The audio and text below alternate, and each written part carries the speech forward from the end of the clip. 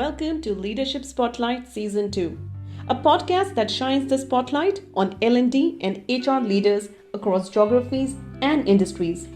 We dig deep into learning and development practices followed by leaders to overcome skilling challenges, meet business objectives, and bring change at scale so you can fine-tune your training strategy, hone your skills, and be an impactful L&D leader. So lean in and lead on.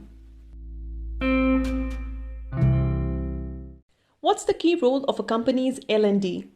A single sentence answer will be people development in light of business objectives and goals. For Neerja Chauhan, Director of Learning at Jiva Ayurveda, the world's largest Ayurveda treatment organization, it's about being a strategic mission enabler. With over 17 years of her career invested into a brand that's now a household name for health and wellness, Neerja has made it her mission to make employee training and skilling an holistic and engaging journey for the company's 500 plus health practitioners across India. Hear her as she shares her experience, insightful anecdotes, and best practices for transforming your learning and development function into a strategic mission enabler for your business. Before we unpack how L&D can be a strategic mission enabler for a business, let's begin with understanding the company Jiva Ayurveda and its mission. So, Nirja, if you can start off with this, I think it's a good place for us to set the context for our audience and then go deep into the L&D piece. Hello, everyone. Thank you so much for bringing me on this platform, Pranjali. And I would like to introduce myself first. My name is Neerja, and I've been working in Jiva Ayurveda for the past 2 decades almost. And I have literally seen the organization evolve and grow right from when it was at a very nascent stage to what it is right now. And the entire journey has definitely been phenomenal, very exciting, full of challenges, full of ups and full of downs, which has given a lot of playground to me to experiment, develop, create, do some magic that I have always wanted to do when it comes to dealing with people, getting the results out, and working towards a complete wholesome process. So basically, I had the learning and development division at Jiva Ayurveda. And just to give you a little bit introduction about Jiva, basically, I'm sure you all might have heard about the organization. We have been working for the past 25 years in the area of providing authentic Ayurvedic treatment, holistic Ayurvedic treatment to people around the globe. So we hold a very unique position when it comes to providing customized and personalized Ayurvedic solutions to people at their doorstep, or through our various offerings, be it video consultations or telephonic consultation or 80 clinics within India, or international education webinars, seminars, and even a variety of Ayurvedic products for wellness and rejuvenation. So the entire organization believes in providing the right knowledge of Ayurveda into the masses in the right way. While there are a lot of things happening in terms of Ayurveda, and a great opportunity has also come post Corona and during Corona phase. Jiva Ayurveda firmly holds the position of ensuring that people get to know the real Ayurveda. We are able to educate them that Ayurveda is not only about popping pills. Since you are unique, so your treatment has to be unique. The entire concept of Ayurveda, which is our age-old science, is very scientific, very logical in nature. And if we all want to adopt Ayurveda, we need to understand this inside out and participate in the entire process of getting close to it. So that's what the entire vision is: to educate people, make them aware about the Ayurvedic knowledge and science, and make it a part of their day-to-day life.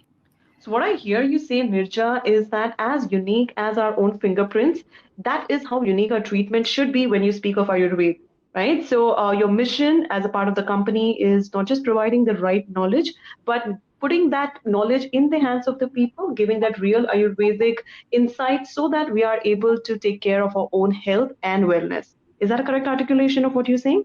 Precisely, very rightly said. Okay, so now let's get into the learning and development piece. because with a mission so precisely articulated and, may I say, so audacious, because we are talking about educating the masses at scale, how is L&D contributing to it without losing sight of the goal and staying on course always? I would say, Pranjali, learning and development has actually played a very, very important role, because this big mission and vision of ours that, we've taken and that we're really passionate and crazy about is something that nobody else is doing in the entire world. And I'm saying world, I'm saying that very confidently. While there are lots of people, who are following the path of Ayurveda and they want people to adopt Ayurveda, however, there are very, very few players in the market when it comes to authentic Ayurvedic treatment. While most of the great brands, they're doing this job by exposing people and making them aware of the Ayurveda products, be it creams, shampoo, oils, so on and so forth. There is a very few player who are really working towards making the people understand Ayurveda as a way of life, as a way of choice. This is something that we've been living for years. This is a part of our lifestyle. This is something that we need to adopt way early rather than taking as a last choice, even when it comes to taking treatment. So, this is a unique position that we hold. And when we look out in the market, as I mentioned, there are very nice few practitioners who are doing it in their own way very beautifully. There are certain good brands who are doing it in their own regional domains. However, there isn't any player who's been actually doing it at such a large scale as we've been doing. We actually do 8,000 consultations every single day. We have a team of 500 Ayurveda charyas and Ayurvedic health coaches who are constantly consulting, educating, making people aware, hand holding them, and ensuring that we make each and every individual understand the real essence of Ayurveda. They should not just come and see Ayurveda as a miracle science, ki kuch jadoo ho jayega, something magical is going to happen. Rather, we make them aware that even if you have a problem for the past 5 years, there is a certain diet, lifestyle changes, certain things that you also need to take care of at your own end, and we are there to walk through the healing journey, the entire path with you. So that's the entire thing that we deliver at the end of the day. Now, when this was started, I very clearly remember all the milestones. The biggest challenge that came in front of us is, how do we replicate this service? It's not about selling one box of Chawanprash or one box of cream which looks similar no matter what when it comes to manufacturing. It's about the consultation that my Ayurveda charyas are giving, and that's the only product that I have. So our director, Dr. Pratap Chauhan, he's a brand ambassador, and he himself is a very good physician who has an entire understanding and knowledge of Ayurveda, and how to be educating the same to the patients with a complete bhav and the right authentic way of practicing the Ayurvedic line of treatment. But the challenge that I had in front of me is, how do I replicate him into 500 Ayurveda charyas? So I think that has been the starting point for the organization for learning and development. That's where we decided that operations will do its own job and marketing will do its own job, but we need to have a very strong division which entirely understands the patient, the viewer, the market, the consumer, and understand what is happening inside as well, and educate each and every doctor to start with, and then definitely later on, it percolated down to the clinic in charges, managers, and patient care executives, and the entire staff and support executive. But it actually started with doctors, how to be teaching them the kind of Ayurveda that we practice. The kind of Ayurveda that we practice is actually not what most of the people have been practicing in the industry. Each of our doctor, when they are consulting, they have to understand the root cause of the problem. They have to deep dive and find out why this particular patient had this problem, and there is an entire science and there is a process behind it. So when a doctor comes to us, there is a complete unlearning that happens. He goes through the entire X hours of courses with the learning management systems in place, and we pinpoint his journey, try to improve upon his learning knowledge and system, and side by side also integrate that with the behavioral learning program, which is utmost important in the ideal Ayurveda charya or the Ayurvedic doctor, as per even the Shastras and the Ayurvedic textbooks that have been written in Ayurveda, how whether he's been able to connect with the patient, is he educating the patient correctly, is he showing the right kind of sadbhav and empathy that is required, so on and so forth. So learning and development has played a very important role right from the very beginning. I'm just tempted to use this analogy. When we speak of Ayurveda or any alternative medicine like that, we speak of holistic wellness and overall well being. I think that is exactly what you're trying to pinpoint, as you say, that when you had to replicate your director's knowledge at scale within the 500 doctors and every caregiver that you have to not just replicate the competence and the skill, but go beyond that and ensure they have the sensitivity, they're able to empower their patients as much as they could. Yeah, very rightly said. Because this is entirely dependent upon the art of consultation, and that's an art. As I said, it's not 1 + 1 is equal to 2. While there is an entire science and logic behind, if I'm seeing a psoriasis patient or an ulcerative colitis patient or a hair fall patient or even a PCOD patient, my doctor, whether he's sitting in a Pune clinic or he's taking a call from Indore telemedicine center or he's doing video consultation of a patient sitting in the US, they need to follow the similar protocol of consultation, so my patient at the other end gets that trust, that understanding about Ayurveda, and walks through the scientific based Ayurveda in exactly the same way. And this is what the industry needs to do. Otherwise, people take Ayurveda not very seriously. They have all kinds of ambiguities related to Ayurveda. Ayurveda is something jhola chap, or it is related to churans, or it is related to some oil massage, and the real picture of the essence of Ayurveda is lost. So this is this is what we actually decided. This space is something that we decided to take up, that we want to show the world that Ayurveda, the practice, is very scientific in nature. There is a logic behind every single thing. There is a treatment available in Ayurveda of every single disease, be either the disease can be cured, or it can be managed, or it can be treated, or probably the disease will be there, but Ayurveda will help you improve the quality of your life. But the solution is there in Ayurveda, and that is how we need to put it across to the consumer out there. Absolutely. So let's deep dive a bit into learning and development in particular. Now, whether it is a Ayurvedic company we're talking about or any other business, what, in your opinion, are barriers to L&D becoming a strategic enabler? Because oftentimes L&D gets restricted to employee training and development, which of course continues to be the main KRA. But what role, or how do you think it really stops from walking its talk into being a strategic enabler? I think even if I talk about this with respect to the general context, and then I will also give a little bit, of examples with respect to what I have also been doing over here at Jiva Ayurveda. I strongly believe that L&D has to become a very integral part of the entire process and the entire system, even if it comes to processes and systems related to marketing or business or operations or whatever backend things or design related things, so on and so forth. And I believe that learning and development should be very closely related to the business objectives, because until and unless it will be seen as an outsider or something, as you mentioned, related to training, they are there to train people, they are there to empower people or motivate them, that will always remain as a lost piece of the puzzle. It is a very important piece of the puzzle, because I strongly believe at the end of the day, even if we have targets to meet, any organization, we are not meeting numbers, we are not chasing numbers only.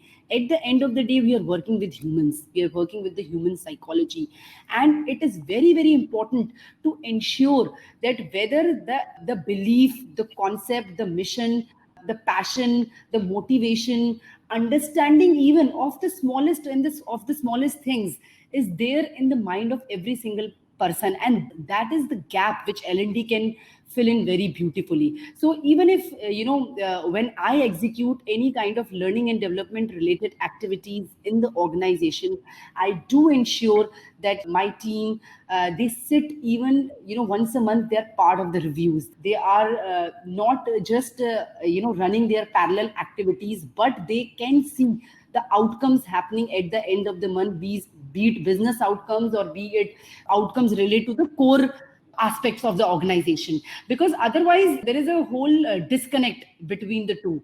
And I see the buck stops where you need to, first of all, as an L&D leader, constantly have a faith and passion and vision and buy in to the concept that this is the difference that I am making and I'm going to make in shifting and bringing change in the entire overall objective.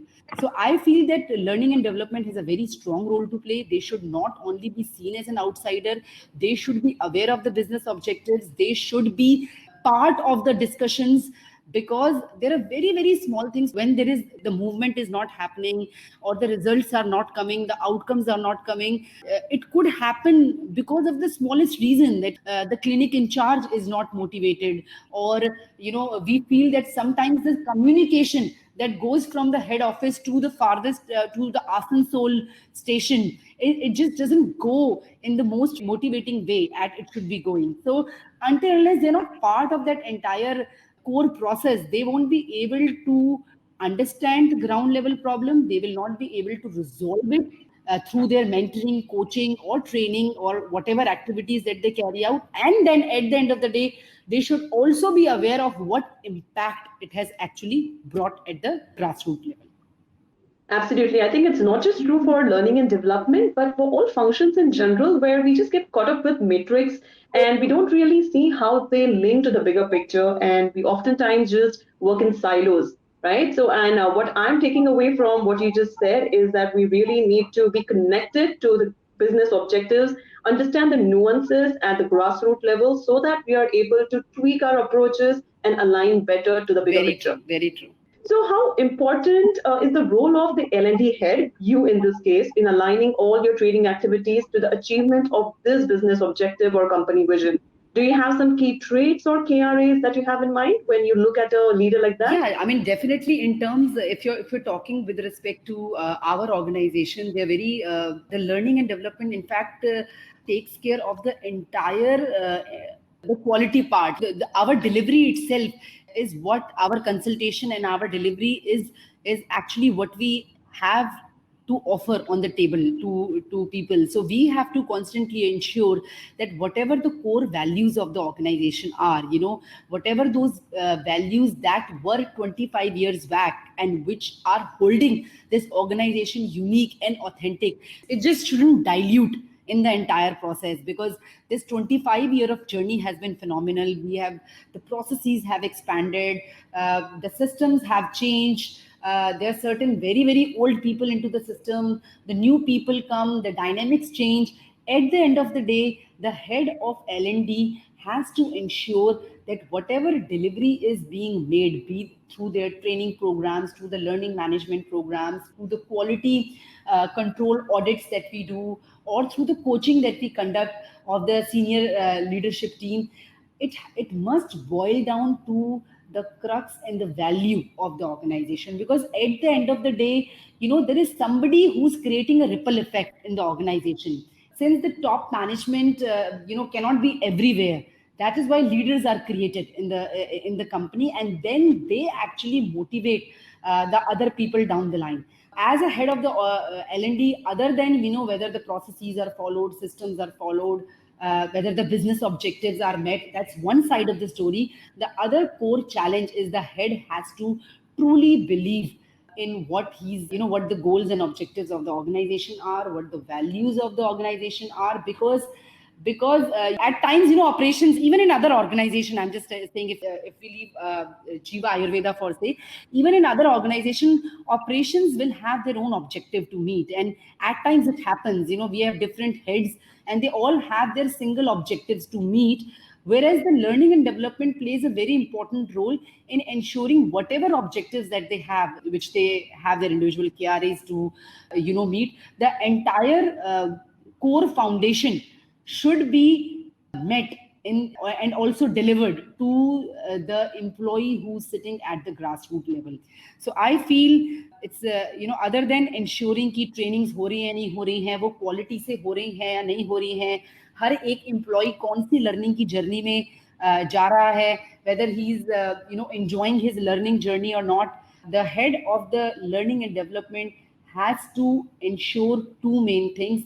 Number one, he has to be a part of the entire strategic development, whether the strategies are being changed or new strategies are brought in place.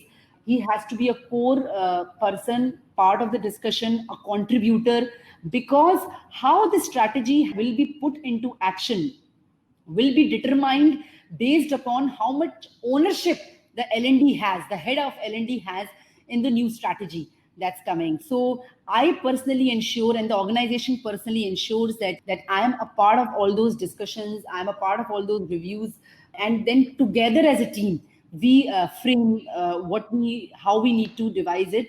Because if the organization decides what needs to be done and the leaders decide how it needs to be done, and how ultimately it will be ensured that it can be achieved by all the doctors, all the patient care executives. So if my patient care executive or an Ayurvedic health coach, if he's able to speak with the utmost compassion, or does he have the right kind of knowledge, does he have all kind of information on his technology platform, or the flow or the service is breaking because the IT setup that he's using has not been updated for the past 3 years or 2 years or a few months. Every single thing has to also be parallelly monitored, engaged, updated, and revised and pushed upon and worked upon by the L&D head and the L&D team. Absolutely. So, participating in strategy formulation is one pillar. And I'm curious to know, Nirja, what do you think is the role of technology in the same discussion that we just had? I think that's a very nice question. And I have again seen this transformation happening. As I mentioned to you, we right now have 500 Ayurvedic doctors and health coaches. We started with 7, and with no technology, with paper and pen and a head and landlines, and that's all. Our doctors, they were doing most of the things by themselves, and right now here we are sitting with the entire team using learning management systems and CRMs and their entire protocol management system. So we've seen that technology plays a fantastic role. So I'll give you an example. There was a time where we needed to ensure that when my Ayurvedic doctor who's doing the consultation, no matter on whichever platform he is, he should be able to use or implement the basic nuances of Ayurvedic authentic consultation that we devised, that the senior most team of Jiva Ayurveda devised, along with keeping the top practitioners of the country in mind. So if there is a XYZ Vaidya who is very renowned and who has a good practice and who has the knowledge of Ayurveda, what are those things that actually he asks, speaks, interrogates, and then he concludes? And how we can ensure that a similar model is followed by my rest of the doctors. So earlier, a lot of this replication was done through training and development. Coaching करना, बार बार बताना doctor को, उसको समझाना, फिर उसका audit करना, whether he's speaking correctly or not, whether he's gotten the essence or not, then creating more TNIs out of it. But right now it is absolutely handled by the technology. We have created the world's first Ayurvedic treatment protocol, which was actually launched by the ministry as well in Delhi. And that protocol system is based on artificial intelligence and decision-making system, which pops up the question in front of the Vaidya, what he needs to ask, how he needs to ask. And not only that, it helps him diagnose, create a personalized diet chart, lifestyle plan for my patient. And then from there on, the doctor can see it as a guide or can use it as is based on his intelligence, and then work upon the treatment of the patients. So technology does play a very important role. And as an L&D head, as I mentioned, we must also constantly look out for things which can be replaced, or I won't say replaced, but which could be cushioned by technology, because then the entire focus of human would be in dealing with people effectively, connecting with them effectively, and creating that magic that they need to do, rather than doing too many things where they're just using their energy, time, and they're not able to focus on the entire essence. So that was one example where I feel the journey transformed for Jiva Ayurveda. And now all our doctors are using this protocol based system. Everything is documented in every single case. We can see the report card of each patient after 3 months. What has been the rog bal of the patient, the rogi bal, how has the patient advanced, or how has the patient not improved? Has he been taking diet on time? Has he been taking his medicine on time? Everything comes onto the system, which is actually later on coming onto the Jiva app, which the patient can access sitting at their home. Thank you so much, Nirja, for sharing such a beautiful example. It just underlines the very fact that if you leave all of the heavy lifting and all of the legwork with relation to, as you said, the protocol or the AI decision making to technology and leave the human innate skills to people, more of empathy, more of sensitivity, I think that is where the magic really happens. Yeah, very true. I completely agree with that. Can you share some best practices to transform L&D into a strategic mission enabler? I know in the course of this discussion, we have spoken about it in bits and pieces, but if you just had to summarize all of them and give them out as a takeaway for our audience, Yeah, what would they be? Pranjali, I think there have been quite a few, and as you've rightly said, that I did mention a few of them in our conversation. I can add on two, three more experiences, and as you said, strategy mission enabler. For us. If I talk about the beginning phases, for us, it was very important that each doctor that we handpick and we put into the Jiva system has to be the right doctor, and right in terms of knowledge and of authentic Ayurveda, the way Jiva practices Ayurveda, and right in terms of having the same kind of bhav of healing and treating. And that was a very tough task for us. It's just not easy to find such people, or there wasn't test that you just put them on and you're able to identify whether this person will go, especially the second part. So other than the fact that, and as I mentioned earlier also, we looked out here and there that what else can we do. We didn't find any industry benchmarking. There were a lot of things happening very nice in the industry, probably in the food industry or the clothing industry, or the delivery industry, so on and so forth. But when it came to Ayurvedic treatment, even alternative medicine treatment, the way in which we capture data, the way in which we conduct treatment, patient journey, and individual learning journey, we didn't have anything with which we could study and we could see कि यहाँ पर ये हो रहा है तो ये वाला benchmark उठा लेते हैं. However, definitely, there were lots of other parallel industry learnings that were there, and those learnings were actually picked up and then they were inculcated in the system. So at one point of time, we did have very high attrition of doctors. And though Jiva was and is still known in the industry for its learning and development, we in fact got an award from Honorable Chief Minister of Haryana for this on wonderful pedagogy and curriculum and learning system that is implemented for the doctors in Jiva Ayurveda. This was given 2-3 months back, and this year only. We saw that the one of the reasons of attrition was also to ensure that the doctor is engaged in the system. For us, we had so many objectives to be met. We wanted the doctor to know Ayurveda. We wanted the doctor to even learn technology. We wanted the doctor to be doing virtual consultation. We wanted the doctor to be understanding this entire Jiva products and medicine. We wanted the doctor then on top of it also be connected with the patient, showing the values of Jiva that we have in place.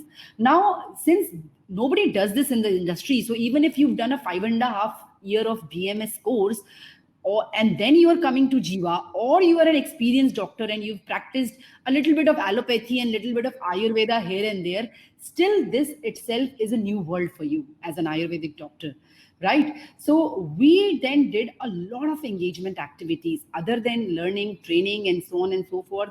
We made a lot of games, activities that we used to constantly do. So we created an employee engagement program, which is an industry practice, and then we created for Ayurvedic doctors, and now it is also followed for patient care executives, clinic in charges, managers, and everybody else in the organization. So which we called the Karma program, and we actually, when we launched it, we said Karm karo aur phal ki ichha bhi rakho.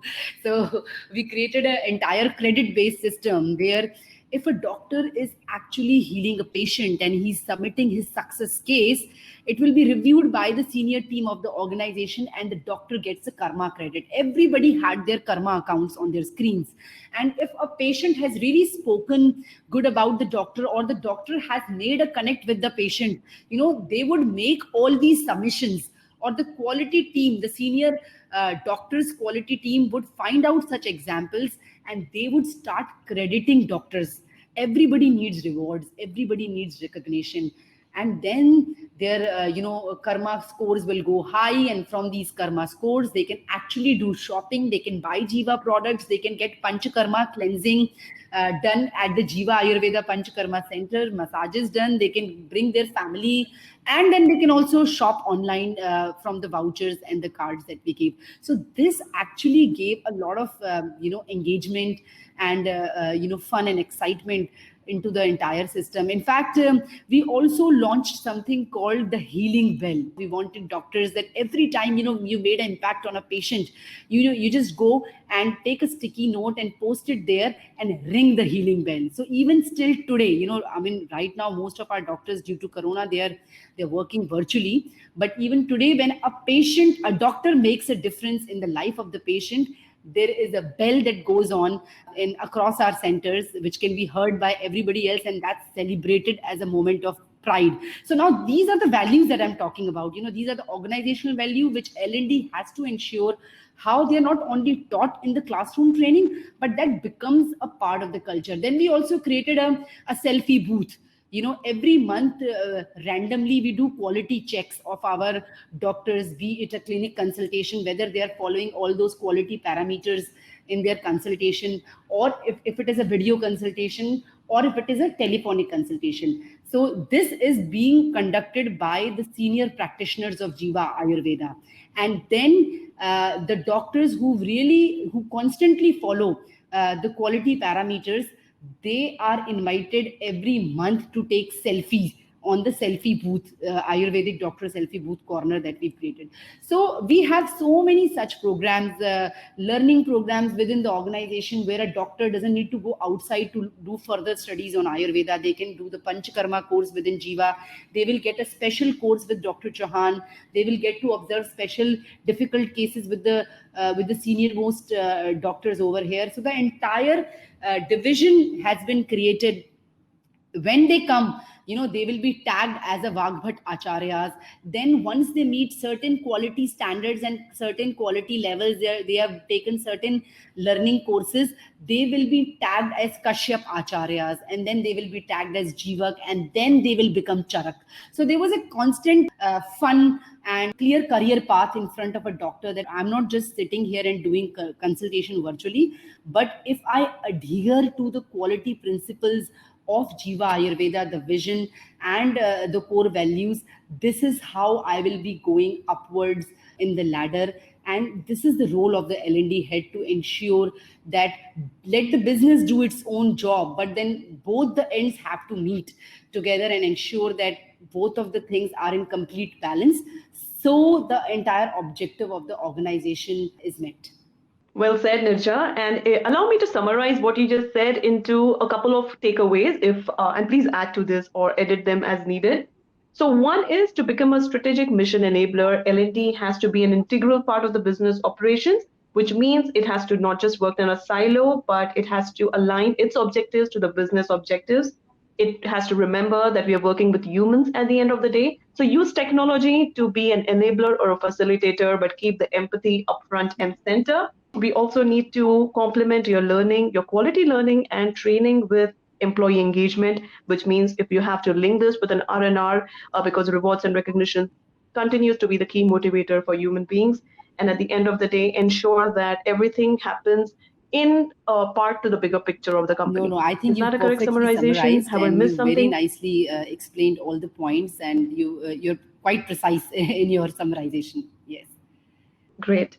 Before I let you go, Nirjam, Well, what is your I leadership mantra? truly believe in walk the talk. I totally believe that if you really want to make a difference, you have to be the real role model for them. You cannot be saying one thing and and then the next time you're implementing something other. So if you're teaching your managers, and if you're teaching your leaders, or if you're teaching your doctors the gyan on how to be giving feedback, you should be the first one following it when it comes to giving feedback to your own team members. I see this happening a lot. This is a very small point, but I see this happening a lot. People speak something, but they're something else. And once that alignment is not there, my entire crux and the foundation is shaken up. You cannot be speaking something else and doing something else, and that actually makes a lot of difference in your team, and then further in their team, and to the level to the person who's working at the ground level. So you have to be very much sure about what is the gyan that you want to be giving it out to the people, because once you stick to it, you will have to follow it. So if I am working in an Ayurvedic organization, and if I believe in Ayurveda, then I must practice Ayurveda myself, and I must be in that transformational journey of bringing change first within myself. And certainly, then your power of word, that magic will be created if you yourself implement what you believe in. That's what I truly think, that the leaders and the managers and the people at whatever position that they're working, they should practice in what they preach. Thank you so much, Nirja, for sharing your knowledge and insights so candidly. This is a very enriching experience for me, and I'm sure Thank for you our for giving me audience this as well. Thank you so opportunity, much and again. wishing you a very happy new year, and everybody who's listening to this session. And everybody, please stay safe and stay Ayurvedic, adopt Ayurveda, and that's the way forward. Thank you so much.